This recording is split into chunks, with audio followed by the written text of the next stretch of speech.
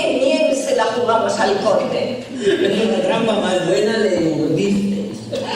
Primero, recuerdo que disfracé a Querubino para hacerse pasar por mí en la cita con el conde. Sí, pero creía que a la cita acudirías tú. Pero de eso ya hablaremos más adelante. Sí, estábamos en que disfracé a Querubino para hacerse pasar por mí.